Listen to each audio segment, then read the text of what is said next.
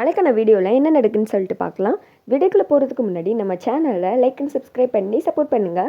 Video வந்துட்டு இன்ட்ரெஸ்டிங்காகவே போய்கிட்டு இருக்கு. ஃபஸ்ட்டு சீனில் வந்துட்டு பாட்டி எஞ்சி வந்து பேசுகிறாங்க. இங்கே பாரு சரி, நான் சொல்கிறேன்னு தப்பாக எடுத்துக்காத.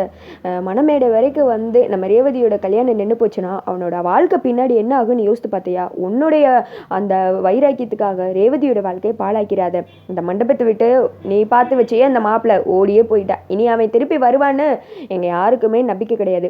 அதனால நான் சொல்கிறத கேளு. இப்போ கூட ஒன்றும் கெட்டு போகலை. இந்த குடும்பம் ஒன்றாகிறதுக்கு நான் வழி சொல்கிறேன். என் பேரனுக்கு ஒரு ஃபோனை போட்டால் போதும், அவன் ஒடியாந்துருவான். நான் சொல்ல தட்டாதவன். கண்டிப்பாக ரேவதி கழுத்தில் தாலி கட்ட சொன்னால் தாலி கட்டி சந்தோஷமாக வச்சு பார்த்துக்கிடுவான். ரொம்ப நல்ல பையன் அப்படி இப்படின்னு சொல்லிட்டு பாட்டி எவ்வளவோ சொல்கிறாங்க. சாமுண்டீஸ்வரி வந்துட்டு அப்படியே முறைச்சிக்கிட்டே நின்றுட்டு இருக்க.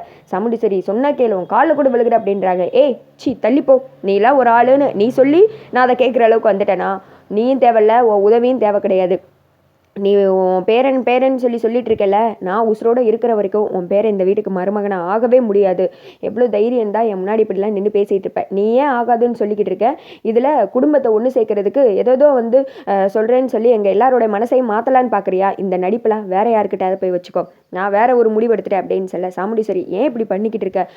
நம்ம குடும்பம் ஒன்றாகணும்னு உனக்கு வந்துட்டு ஆசையே இல்லையா? நானும் வயசானவன். எத்தனை நாள் தான் நீ இப்படி பண்ணுற அராஜகத்தெல்லாம் தாங்கிட்டு இருக்கிறது சொல்லு. என் பையனை பார்க்க விட மாட்டேங்க, எது செய்ய மாட்டேங்க. இப்போ பேத்தியோட வாழ்க்கையை நீ பாழாக்க பார்க்குற என்ன அப்படின்னு சொல்ல. நான் யாரோட வாழ்க்கையும் பாழாக்கலை. முக்கியமாக என் பொண்ணு வாழ்க்கை நல்லா இருக்கணும்னு நினைக்கிறது நானும் தான். அதனால நான் ஒரு நல்ல முடிவு தான் எடுத்துக்கேன். இதில் தயவுசெய்து நீங்கள் யாரும் தலையிடாதீங்க, இல்லாட்டின்னு வச்சுக்கோங்க. அவ்வளோதான் கிளவி, நான் தான் சொல்கிறேன்ல, ஓடி போய் ஒதுங்கி நில்லு போ அப்படின்னு சொல்ல. ரேவதி வந்துட்டு பாட்டியவே வந்துட்டு பார்க்குறாங்க. கார்த்தி வேற ஃபீல் பண்ணுறாங்க. சே, நமக்காக இப்படி காலெல்லாம் விழுக போயிட்டாங்களே அப்படின்னு சொல்லிட்டு.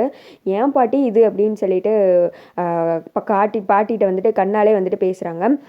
எல்லாம் உன் வாழ்க்கைக்காண்டி தான் பேராண்டி அப்படின்னு சொல்லிட்டு பாட்டி எப்படி ஃபீல் பண்ணி நின்றுட்டு இருக்க. அடுத்து டக்குன்னு வந்துட்டு சாமுண்டீஸ்வரி ஒரு பயங்கர டெஸ்ட்டு கொடுக்குறாங்க. இந்த கல்யாணம் நல்லபடியாக நடக்கும், என் மக கல்யாணம் எல்லாம் நின்று போகாது, நான் ஒரு நல்ல மாப்பிள்ளையை பார்த்துட்டேன் அப்படின்னு சொல்ல. என்னக்கா சொல்கிறேன் நல்ல மாப்பிள்ளையா? அது யார் அப்படின்னு கேட்க. அந்த மாப்பிள்ளை மண்டபத்தை விட்டு போனால் என்ன, அதான் நம்ம டிரைவர் ராஜா இருக்கார்ல, அவர் வந்துட்டு நல்ல பையன். எனக்கு தெரிஞ்சு நம்ம ரேவதியை அவரை விட சந்தோஷமாக யாரும் வச்சு பார்த்துக்க முடியாது. டிரைவர் ராஜா தான் என் வீட்டு மருமகன் அப்படின்னு சொல்லிடுறாங்க. அதை கேட்டதும் எல்லாருமே ஷாக் ஆகிடுறாங்க. பாட்டிக்கு விட்டு சந்தோஷம் அடியாத்தே நம்ம நினைக்காதெல்லாம் நடக்குதே அப்படின்னு சொல்லிட்டு அப்படியே சந்தோஷத்தில் கார்த்தியை பார்க்க. கார்த்தி மட்டும் மேடம் என்ன மேடம் இது அப்படின்னு சொல்லிட்டு கேட்குறாங்க. ராஜா, நான் உன் மேலே தான் கடைசி நம்பிக்கை வச்சுருக்கேன். கண்டிப்பாக என்னோட கௌரவத்தை காப்பாற்றுறது உன் கையில் தான் இருக்குது. என் மகளோட வாழ்க்கையை காப்பாற்ற வேண்டியது உன் கையில் தான் இருக்குது. நீ ஏன் நினச்சிப்பாரு, மணமேடை வரைக்கும் ஒரு பொண்ணோட கல்யாணம் வந்து நின்றுச்சுன்னா அந்த பொண்ணை பற்றி எல்லோரும் என்ன பேசுவாங்க? நீ ஏன் நினச்சி பார்த்து ஒரு நல்ல முடிவெடு ராஜா, நீ நல்ல முடிவு தான் எடுப்பேன்னு சொல்லிட்டு நான் நம்புகிறேன் அப்படின்னு சொல்லிடுறாங்க. இங்கிட்டு வந்துட்டு ரேவதி சொல்கிறாங்க, அம்மா நீங்கள் பாட்டுக்கு எதுவும் முடிவெடுத்து பேசுகிறீங்க, ஆனால் அதில் எனக்கு சம்மதமாக இல்லையான்னு ஒரு வார்த்தை கேட்டிங்களாம்மா அப்படின்னு சொல்ல. ரேவதி நீ சரின்னு சொல்லுவேன்னு சொல்லிட்டு ஒரு நம்பிக்கையில் தான் ரேவதி நான் சொல்லியிருக்கேன். இந்த அம்மா மீற மாட்டேன், நான் நம்புறேன் அப்படின்னு சொல்லிடுறாங்க சாமுண்டீஸ்வரி. ரேவதிக்கு என்ன பண்ணுறதுனே தெரியல. எப்படியெல்லாம் ட்ராமா பண்ணி அம்மா மனசை நீ மாற்றி வச்சிருக்கல, உன்னை நான் சும்மாவே விட மாட்டேன், மகேஷை கண்டிப்பாக நீ தான் கடத்தி எங்கேயோ வச்சிருக்க அப்படின்னு சொல்லிட்டு கார்த்தி மேலே பயங்கர கோவமாக இருக்காங்க. கார்த்தி வந்துட்டு ஒரு இடத்துல நின்று யோசிச்சுட்டே இருக்காங்க என்ன பண்ணுறது அப்படின்னு சொல்லிட்டு. அப்போ பாட்டி மயில் எல்லாமே வந்துட்டு வர்றாங்க.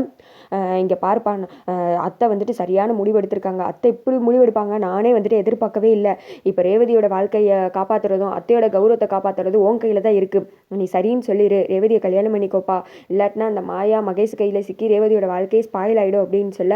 ஐயோ நான் எத்தனை தடவை சொல்கிறேன், நான் சொல்கிறத யாருமே ஏன் என்னை புரிஞ்சிக்கவே மாட்டேங்கிங்க அப்படின்னு சொல்ல.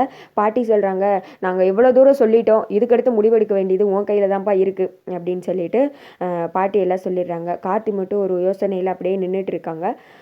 அடுத்து வந்துட்டு சாமுண்டீஸ்வரியை பார்த்து பேசுகிறாங்க. சரி நான் வந்துட்டு கல்யாணத்துக்கு சம்மதம் சொல்கிறேன் அப்படின்னு சொல்லிட்டு. அதோட பார்த்தீங்கன்னா இந்த வீடியோ வந்துட்டு முடிஞ்சிருது.